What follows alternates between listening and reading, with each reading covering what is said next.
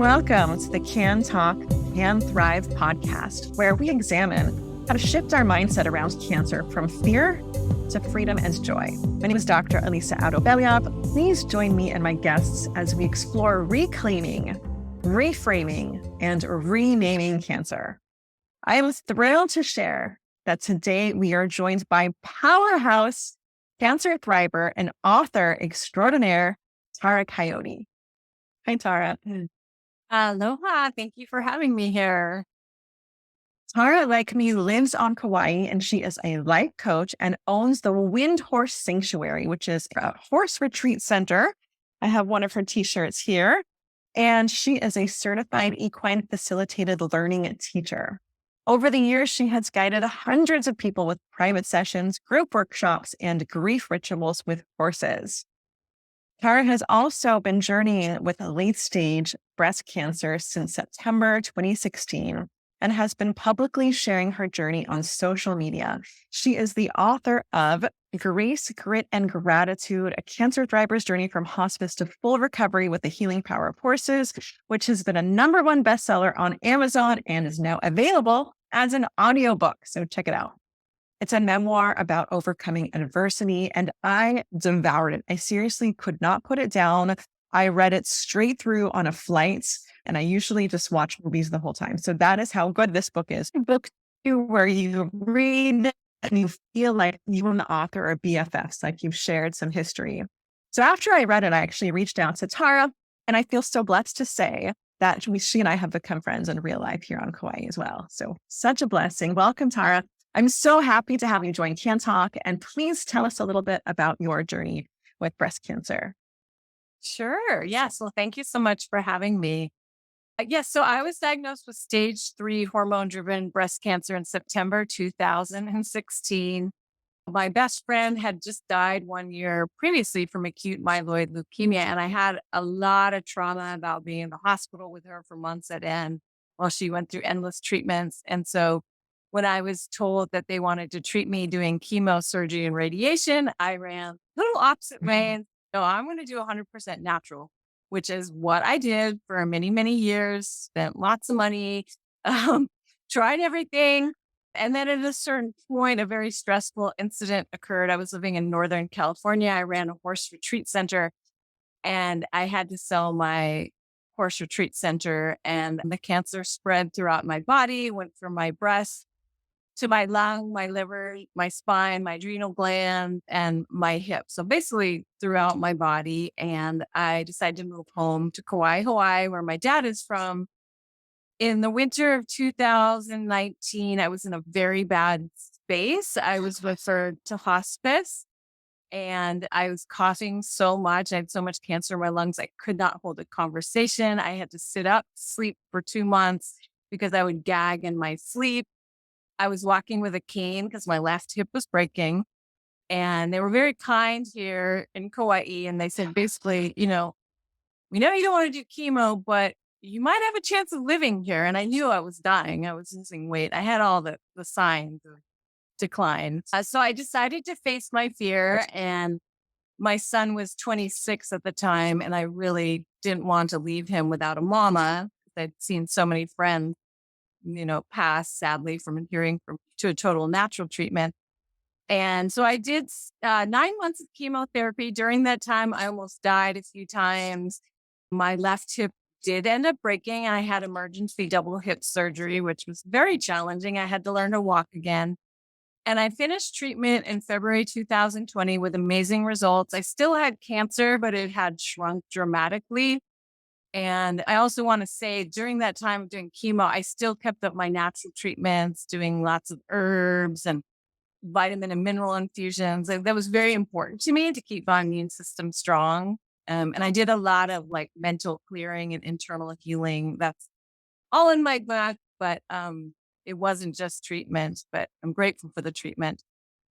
So that was over 3 years ago. I finished treatment, and I just got the wonderful news this past fall that I was NED, no evidence of disease, which was an amazing miracle to hear. I never thought I'd hear those words. And yeah, I'm just so grateful to be alive and taking care of horses and living my life. And that's my story in a nutshell. Well, thank you. And for anyone who is not visiting us from Kauai, those are our adorable roosters in the background that are just saying, right on, Tara. And so, thank you so much for sharing. I know you have a wealth of resources about what you did with your natural healing journey as well. And so, there are lots of places where people can look you up on social media and to learn more about you. I know you have an extensive YouTube page as well. So, if people are interested, they can learn. Of course, they can read your book. One thing that I found so notable with your journey is that you were super committed to this natural healing path and very open about it on social media. So, I know that we've said it was an adjustment for you to accept that there was a point where it wasn't working. And I think you said the doctor said, well, you could live. So you were referred to hospice. What had to shift in you internally for you to embrace conventional treatment?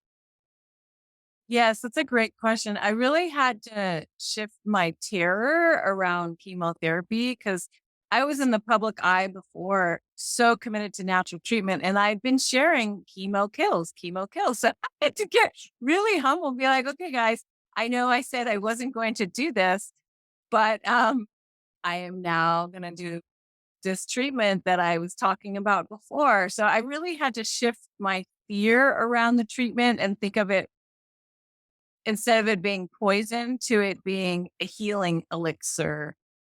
And I did a lot Mm. of the Byron Katie actually to shift my thinking around that. I worked with my dear friend Bethany Webb. She helped me immensely. And yeah, to really embrace it and think of it as a healing elixir rather than something that was just going to annihilate me. So I can't emphasize the importance of your thoughts and how you think of things. It really makes a huge difference. Absolutely. Thank you so much for sharing. And Bethany Webb is the author of My Guru Cancer, which I learned about from you. Actually, hopefully, she will be a guest on this podcast soon as well. And I know I'm familiar with the work of Byron Katie. You and I both lived in the Bay Area, and Byron Katie was very big there. And I'm so happy that those questions helped you. For those of you who aren't familiar, gosh, off the top of my head, I know the very first one is it true? So let's say you have a statement. Maybe that statement for you was chemo is poison or chemo kills. And then you ask, is it true?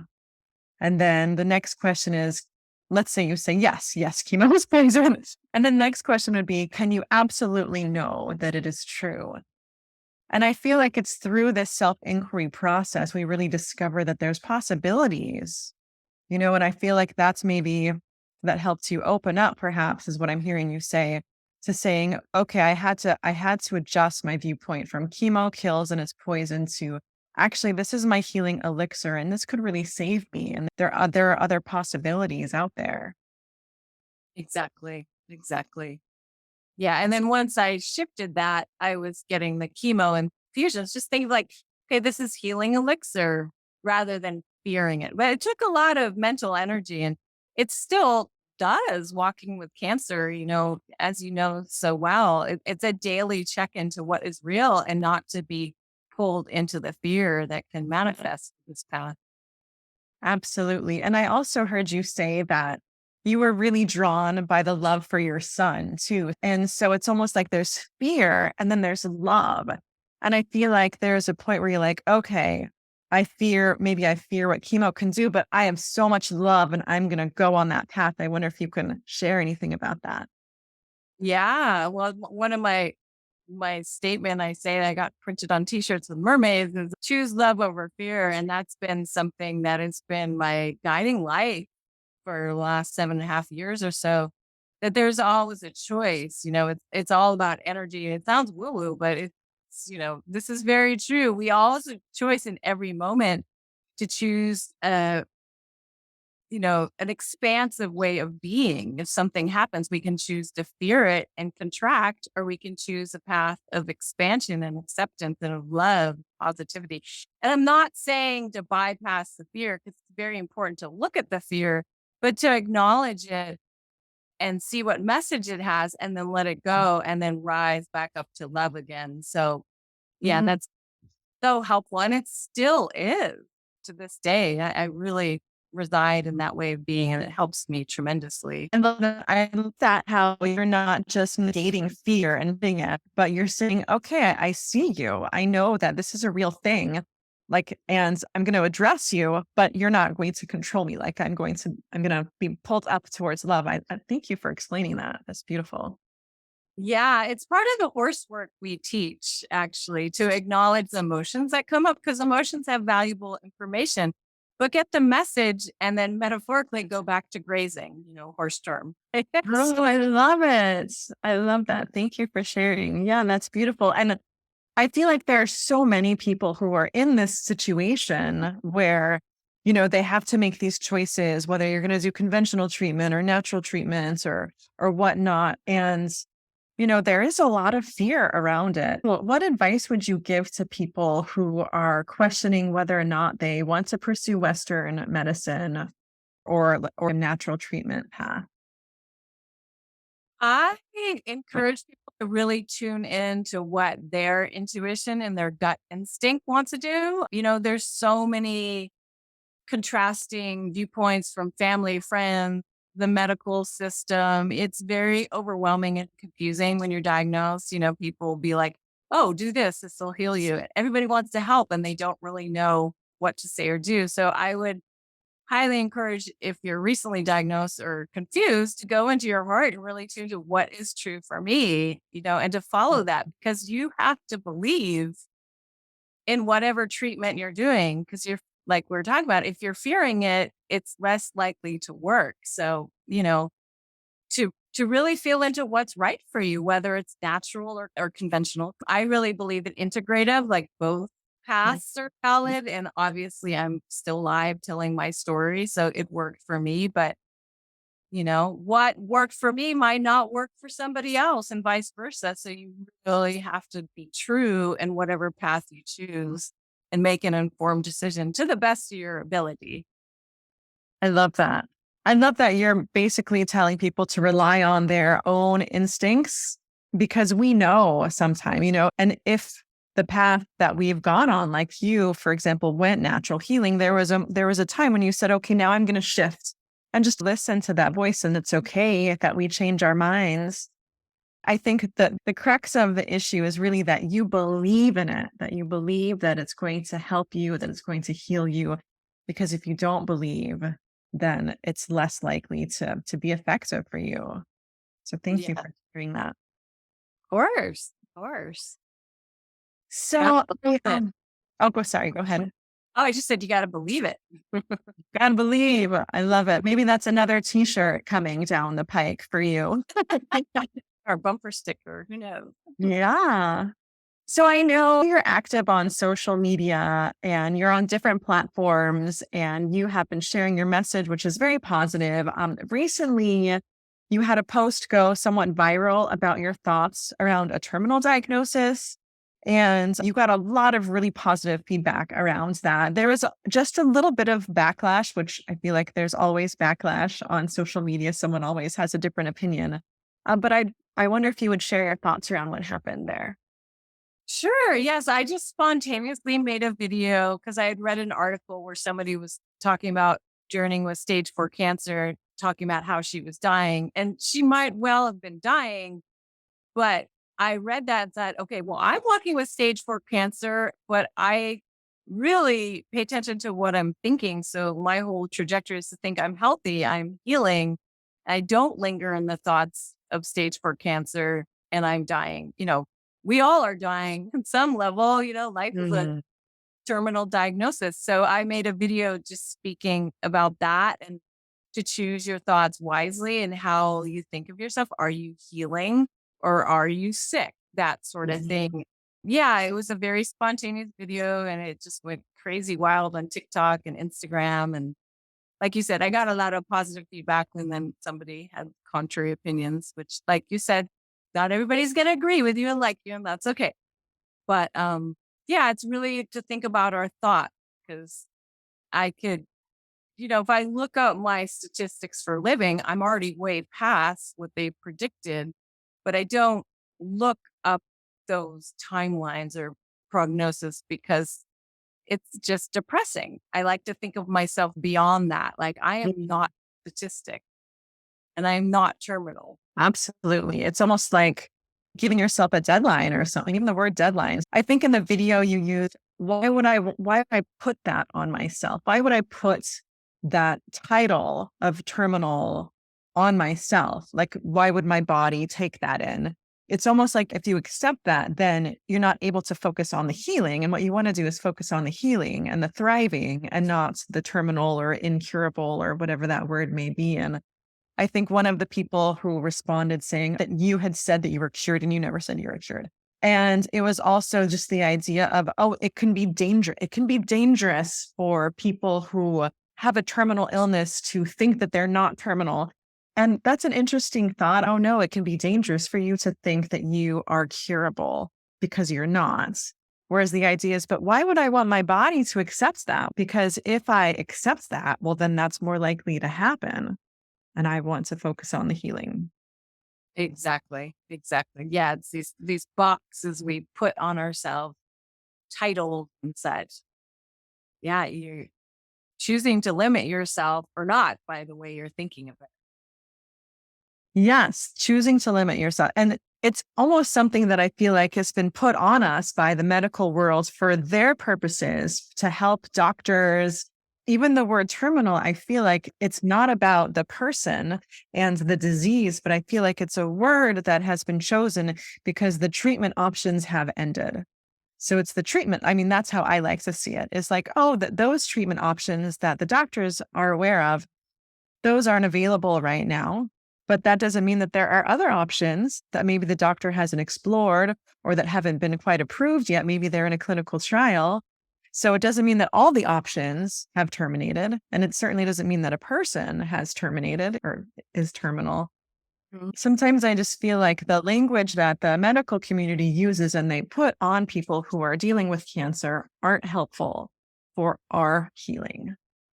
Yeah, well said. And I really believe we humans have so much potential. I mean, you look at the work of Joe Dispenza and the infinite power of healing. I mean, whether it be cancer or arthritis, and I'm not negating a physical condition because, I've dealt with this in my body, so I know what's real. But, to really tap into that infinite potential of healing, which all stems from the mind, we could really go much farther than our limited brain can even conceive of. So I encourage people to open up to that possibility because it's Yeah. quite Yes, great recommendation for Dr. Joe Dispenza's work. It's fascinating and very expansive as well. So thank you. So people can check that out. Another thing that I just wanted to call attention to is, so in your book, Grace, Grit, and Gratitude, you weave the story about a goddess named Inanna.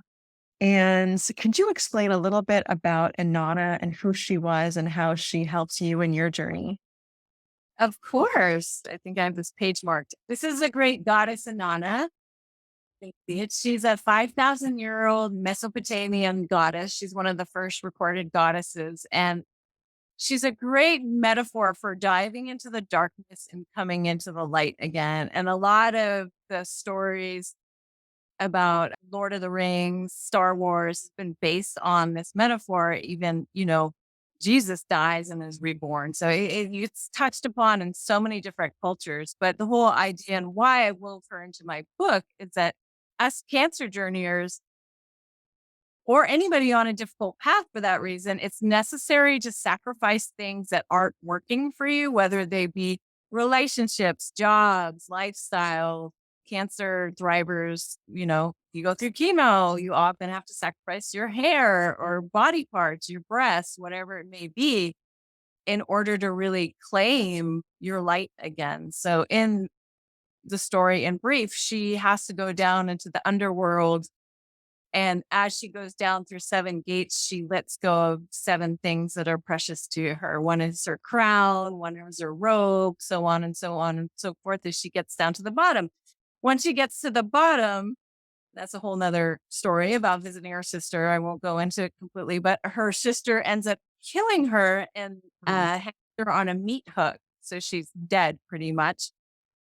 She is saved by benevolent spirit forces that were already aligned with her, and they come and rescue her and bring her back to life again. She's resurrected, and she goes back up through the gates again, through those 7 gates. And as she goes through each gate, she puts on her robe, she puts on her crown, whatever it is she let go of. So it's a beautiful story of death and rebirth, and it's been inspiring to me for these last many years, because whenever there is a hardship, whether it be somebody dies, you're on a cancer journey, to align with this story can be a powerful empowerment to know that, you have the ability to dive into your own shadows and be born again. And it's really in embracing our darkness that we really can claim our light. So that's Inanna in a nutshell. I love that. I love that invoking the goddess Inanna can help you let go and also like it's almost like release the fear, like as one of the things that you release, you're going to release it all, go down into the darkness, having faith that you will come out.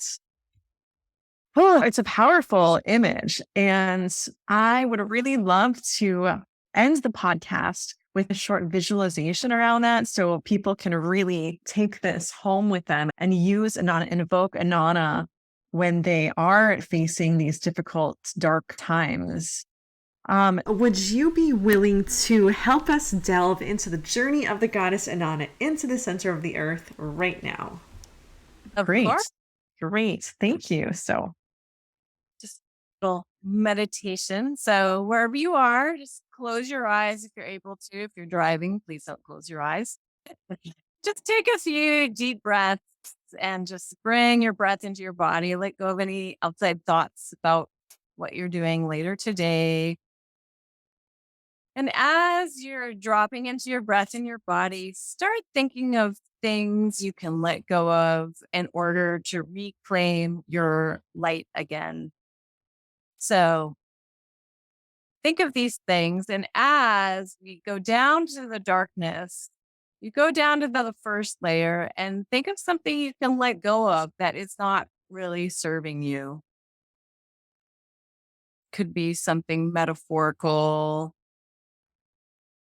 a relationship that is maybe a little bit draining, and something that's not working coherently for you. And then imagine going down to another layer and imagine yourself maybe taking off a cloak, an old way of being, ideas and patterns that aren't serving you anymore. And then go down another layer. And again, think of releasing and letting go of something. Maybe it's a way of being, negative patterns of thinking about yourself that you're ready to let go of. And without going to each layer, just imagine yourself metaphorically going down each layer. And as you do so, you're just letting go and shaking off these things that are keeping you from your highest potential. And then imagine getting to the very bottom, almost in the underworld, as it were, deep in the heart of the earth. And imagine yourself being stripped naked. You've let go of all these things that don't serve you. And there's a little death that happens, an opportunity to really transcend your limited self. And then imagine yourself given life back again. And then we'll slowly travel up through the layers. And as you slowly travel up, you can reclaim these things that you let go of. But as you put your garment back on your body or reclaim the things you let go of, think of it being transformed in a way that really serves your highest good.